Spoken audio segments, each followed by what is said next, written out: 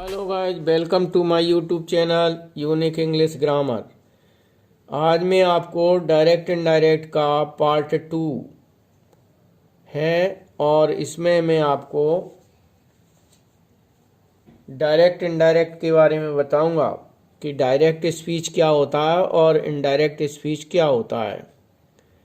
वक्ता द्वारा कहे गए कथन को ज्यों का त्यों प्रस्तुत करना डायरेक्ट स्पीच कहलाता है। जैसे कि ये कॉमा इन्वर्टेड कॉमा लगाकर बनाया गया है। और वक्ता के शब्दों को अपने भाव में व्यक्त करना या उसमें कुछ व्याकरण संबंधी परिवर्तन करना इनडायरेक्ट स्पीच कहलाता है। तो आज फिर मैं आपको डायरेक्ट से इनडायरेक्ट स्पीच में चेंज करना बता रहा हूँ।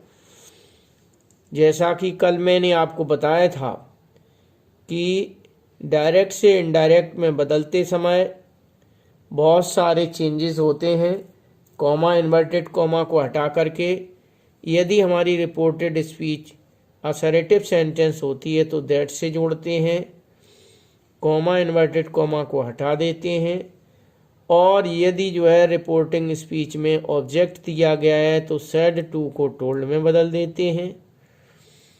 तथा यदि रिपोर्टिंग वर्ब पास्ट टेंस में है तो रिपोर्टेड स्पीच के में टेंस का परिवर्तन होता है। जैसे यहाँ फ्यूचर इंडेफिनिट है तो इसका फ्यूचर विल सेल को वुड में चेंज किया गया है।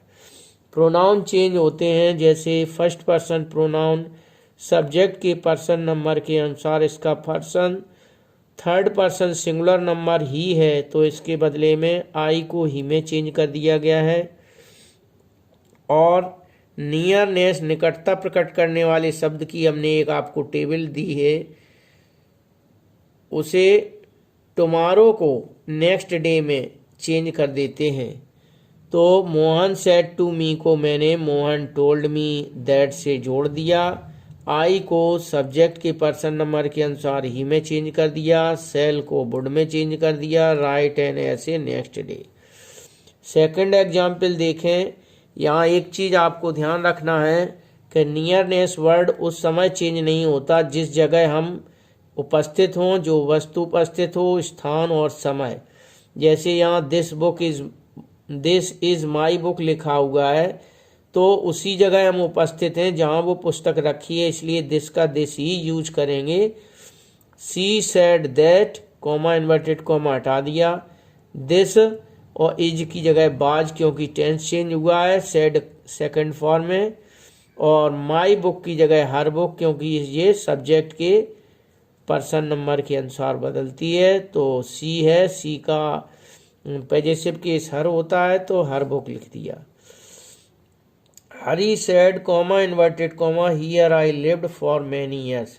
तो जिस स्थान पर व्यक्ति उपस्थित होता है और उसी के बारे में कहा जाए तो उसका चेंज नहीं होता, हियर का हियर ही रहेगा।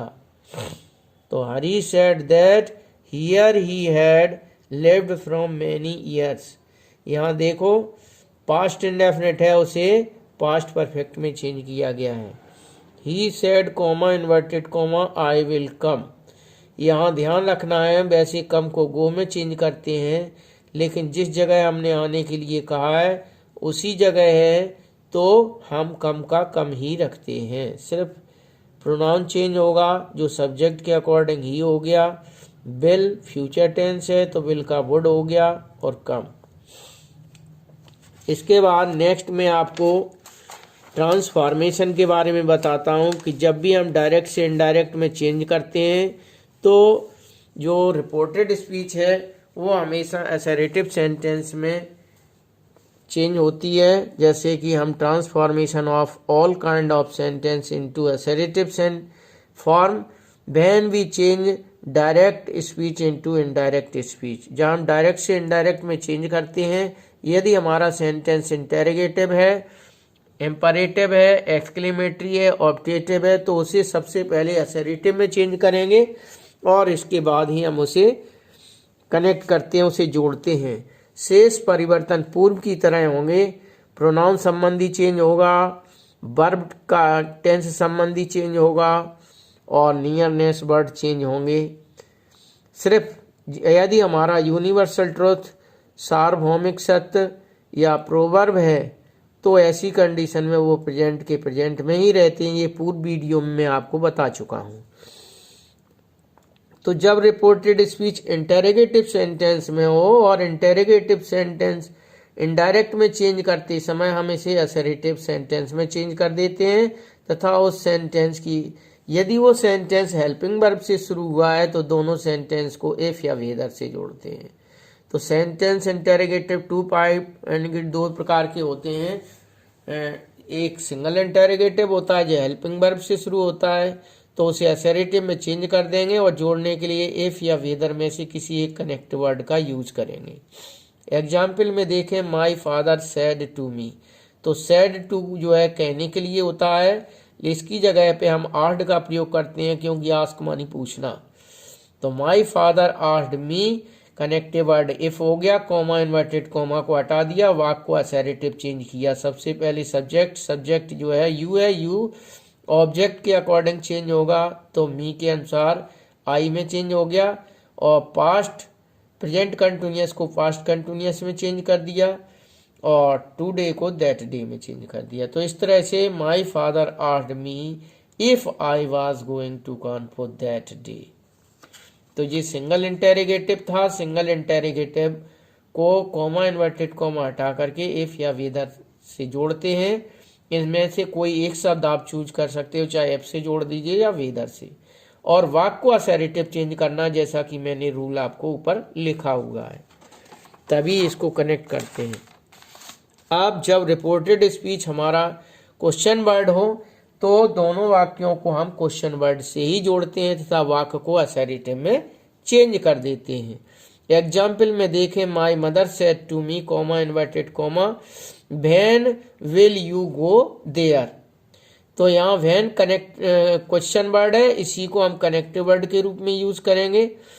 तो यहाँ my mother said to me की जगह हो जाएगा my mother asked me. When से ये कनेक्ट हो जाएगा। यू जो है ऑब्जेक्ट के अकॉर्डिंग आई में चेंज हो जाएगा, विल को वुड में चेंज कर देंगे तो हो जाएगा my mother asked me when I would go there. एक और एग्जाम्पल लेते हैं, they said to him where do you live. तो यहाँ इंक्वायरी की जा रही है कि तुम कहाँ रहते हो, तो इसलिए इंक्वायर्ड सेड टू की जगह इंक्वायर्ड ऑफ का प्रयोग करते हैं। तो दे इंक्वायर्ड ऑफ हिम और वेयर कनेक्टिव वर्ड का काम करेगा, इसे असर्टिव में चेंज कर देंगे। यू को ऑब्जेक्ट के अकॉर्डिंग ही में और प्रेजेंट इंडेफिनिट था उसे पास्ट इंडेफिनिट में यानी कि वर्ब का सेकंड फॉर्म यूज करेंगे। अब यहाँ मैं आपको और एग्जाम्पल दे रहा हूं, जैसा कि मैंने प्रोनाउन चेंज के बारे में बताया था कि फर्स्ट पर्सन प्रोनाउन सब्जेक्ट के पर्सन नंबर के अकॉर्डिंग चेंज होता है, सेकंड पर्सन ऑब्जेक्ट के अकॉर्डिंग चेंज होता है और थर्ड पर्सन में कोई चेंज नहीं होता। यदि ऐसी कंडीशन आती है हमारे सेंटेंस के अंदर कि रिपोर्टिंग स्पीच में यदि ऑब्जेक्ट ना हो और रिपोर्टेड स्पीच में सेकंड पर्सन आया हो तो फिर हम उसे किसके अनुसार चेंज करेंगे। तो हम रिपोर्टिंग स्पीच के ऑब्जेक्ट को फर्स्ट पर्सन मी मान करके, इसलिए यहां मैंने संकेत दिया है टू मी, इसे टू मी हम मान लें यहाँ पे, तो फिर हम इसी के अकॉर्डिंग यू में चेंज कर देंगे यानी कि फर्स्ट पर्सन में चेंज कर देंगे। हरी टोल्ड मी दैट और यू को आई में चेंज कर दिया, प्रेजेंट इंडेफिनिट का था तो पास्ट इंडेफिनिट चेंज कर दिया, आई लुक्ड टायर्ड। एक और एग्जाम्पल लेते हैं, यदि हमारे रिपोर्टिंग स्पीच प्रेजेंट टेंस की होती है तो रिपोर्टेड स्पीच में टेंस का कोई परिवर्तन नहीं होता। ऑब्जेक्ट होने पर सेज टू को टेल्स में बदल देते हैं तो his father tells me that से कनेक्ट होगा क्योंकि असर्टिव सेंटेंस है। यू ऑब्जेक्ट के अकॉर्डिंग आई में चेंज हो गया और हैव हेल्प्ड और मी जो है सब्जेक्ट के अकॉर्डिंग चेंज हो गया हिम क्योंकि ऑब्जेक्ट है जे वेरी मच। तो गाइज आज का वीडियो आपको पसंद आया हो तो लाइक करें, शेयर करें, चैनल को सब्सक्राइब करें और ज़्यादा से ज़्यादा लोगों को शेयर करें ताकि सबको इसकी जानकारी मिल सके और लगातार वीडियो देखते रहें। इसके बाद जो है आपको हम इम्परेटिव सेंटेंस, जो रिपोर्टेड स्पीच में इम्परेटिव सेंटेंस आएगा, उसको हम किस प्रकार से डायरेक्ट इनडायरेक्ट चेंज करेंगे वो हम नेक्स्ट वीडियो में आपको जानकारी देंगे। इसी के साथ आज का टॉपिक हम यहीं समाप्त करते हैं। जय हिंद, जय भारत।